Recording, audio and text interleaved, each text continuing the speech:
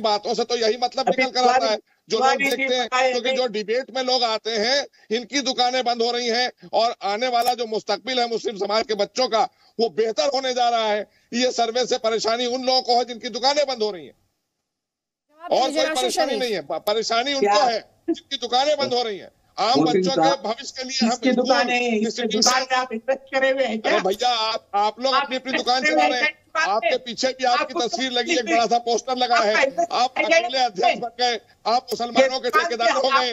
आप जैसे लोगों ने ही हमारे देश के मुस्लिम समाज को ठगने का काम किया है। ना बीजेपी ने, ना आरएसएस ने, बल्कि बीजेपी की सरकार ने तो और आगे बढ़ाने का काम किया है।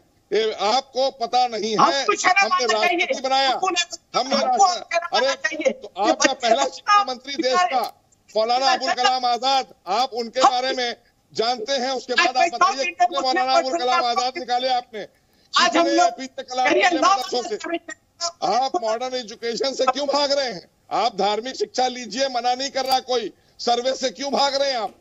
हमने जो अनुदान दिया हुआ है, हमारे यहाँ अनुदान मदरसे हैं 560, आपको पता भी है कुछ, लेकिन आप लोग दुकानें बंद हो रही हैं। एक एक करके बोलिए, एक एक करके बोलिए, एक एक करके बोलिए, एक एक करके बोलिए, एक एक करके बोलिए प्लीज। एक बार में एक आवाज, ऐसे डिबेट नहीं मैं कर पाऊंगी। आप मोहसिन रजा, इन पर ये आरोप लगा रहे हैं कि इनकी दुकानें बंद हो जाएंगी, ये धर्म के जो है उसको समझ रहे हैं कि ये मुस्लिम लीडरशिप को क्लेम करते हैं। लेकिन सर, जो मदरसों को लेकर सवाल है और जो चिंताएं और आरोप एक तरीके से लगाए गए मदरसों को लेकर, उन्हें एड्रेस करने के लिए या उनके प्रमाण के तौर पर क्या मिला, ये सवाल तो आपकी सरकार से रहेगा ना सर। तो जब आपको सरकार से नहीं है, वो तो सर्वे हमारी एजेंसियों ने किया है। सर्वे की रिपोर्ट हम सार्वजनिक करेंगे, वो समय आने पर सार्वजनिक होगी। वो काहे के लिए हमने सर्वे कराया है? वो कोई छुपा कर सर्वे हो रहा है? आप मीडिया लगातार दिखा रहा है, लेकिन बेचैन कौन हो रहा है ये भी तो देखिए। बच्चों के मुस्तकबिल को बेहतर बनाने के लिए आदरणीय मोदी सरकार और उत्तर प्रदेश में आदरणीय योगी सरकार, उनकी सुरक्षा को लेकर, उनका कैसे भविष्य अच्छा हो, वो डॉक्टर इंजीनियर भी बने। ठीक है, अब आप जवाब लीजिए, अब जवाब ले लीजिए, राशिद शरीफ से जवाब ले लीजिए, उसके बाद तौसीफ अहमद खान, जल्दी जल्दी प्लीज। अभी है सो हमारी मैडम है सो बता रहे कि भाई सर्वे में मिला क्या, जरा बताइए ना जनाब, बताइए ना। तो आपको पूरे हिंदुस्तान को बताइए सर्वे में क्या मिला। सामने आएगा, मीडिया के सामने आएगा। आप परेशान क्यों हो रहे हैं? आप क्यों परेशान हो रहे हैं? सर्वे की रिपोर्ट सार्वजनिक होगी। जैसे हमने सार्वजनिक किया कि 8,000 मदरसे ऐसे मिले हैं जो रजिस्टर नहीं है। 8,000 मदरसे अगर रजिस्टर नहीं है तो क्या ये सुरक्षा से जुड़ा मामला नहीं है? उन बच्चों के भविष्य से जुड़ा मामला नहीं है क्या? अरे इससे इनकार किया जा सकता है क्या? 8,000 मदरसों में लाखों की तादाद में बच्चे पढ़ते हैं, लाखों की तादाद में बच्चे हैं 8,000 मदरसों में। उनका भविष्य कौन खेल रहा है? उनकी सुरक्षा की जिम्मेदारी सरकार की है या नहीं है? आप परेशान ठीक है, जल्दी से। ठीक है, तौसीफ अहमद, एक सेकंड। राशिद शरीफ, अभी सर्वे की रिपोर्ट अगर सार्वजनिक नहीं हुई तो अभी शायद आपको भी संयम बरतना चाहिए, और अभी रिपोर्ट सार्वजनिक नहीं हुई तो मोहसिन रजा कह रहे हैं रिपोर्ट सार्वजनिक होने का इंतजार कर लीजिए। तो दोनों संयम बरत लीजिए यहाँ पर। तौसीफ अहमद खान और उसके बाद सुबुई खान, जल्दी जल्दी।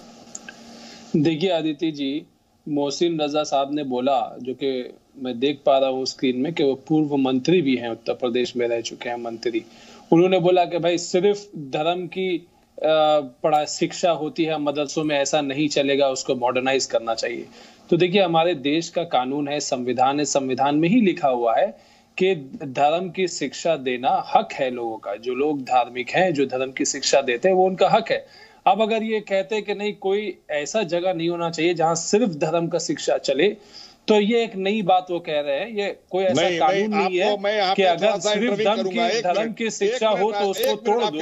ये गलत है, ये गैर कानूनी बात है। ये बहुत बड़ी गुमराही है। मंत्री होते हुए ऐसा बात बोले, मैंने कहा कि धार्मिक शिक्षा, क्योंकि मोदी जी ने, आदरणीय मोदी जी ने कहा है एक हाथ में कुरान एक हाथ में कंप्यूटर। अगर हम एक हाथ में कुरान दे रहे हैं तो दीन की भी बात आपके कर रहे हैं, और अगर कंप्यूटर दे रहे हैं तो दुनिया भी आपके हाथ में देने की बात कर रहे हैं। आप गुमराह करने की बात कर रहे हैं। गुमराह मत करिए, जो कहता यही आप लोग गड़बड़ कर रहे हैं। सिर्फ धर्म की पढ़ाई नहीं चलेगी और वहाँ पे दूसरा भी सिलेबस डालना होगा। ये आपका ये मुद्दा था, आपने ये मुद्दा उठाया, शिक्षा देने की बात अगर किसी ने की है, साहब ने मुद्दा उठाया कि सिर्फ धर्म नहीं चलेगा, वहाँ पे सिलेबस डालो। देश में भी अगर आप रेगुलेट करना चाहते हैं, आप मदरसा बोर्ड है, मदरसा बोर्ड के अंदर अगर आप रेगुलेट करना चाहते हैं, आप बेशक कर सकते हैं। एक सेकंड रुकिएगा मोहसिन रजा जी, उन्होंने अपना जो स्टेटमेंट था वो क्लैरिफाई कर दिया। तौसीफ अहमद खान उन्होंने अपना स्टेटमेंट क्लैरिफाई कर दिया। उन्होंने कहा हम एक हाथ में कुरान और दूसरे हाथ में कंप्यूटर की बात करते हैं। उन्होंने ये कहा कि हम सामाजिक शिक्षा की भी बात कर रहे हैं। तो कंफ्यूजन क्यों क्रिएट किया? एक second, let me finish please. तो कंफ्यूजन कौन क्रिएट कर रहा है और क्यों क्रिएट की जा रही है? कानून का कोई भी ऐसा प्रोविजन नहीं है जो ये कहता है कि अगर कोई एक इंस्टीट्यूशन धर्म की सिर्फ एजुकेशन दे रहा है तो उस इंस्टीट्यूशन को तोड़ दो या उस इंस्टीट्यूशन में बोलो जबरदस्ती के बंद करो, अनलेस तुम उसमें और भी सिलेबस में इंक्लूड करो, चाहे वो ज्योग्राफी हो, हिस्ट्री हो, साइंस हो। ऐसा कहीं पे कोई प्रोविजन नहीं है।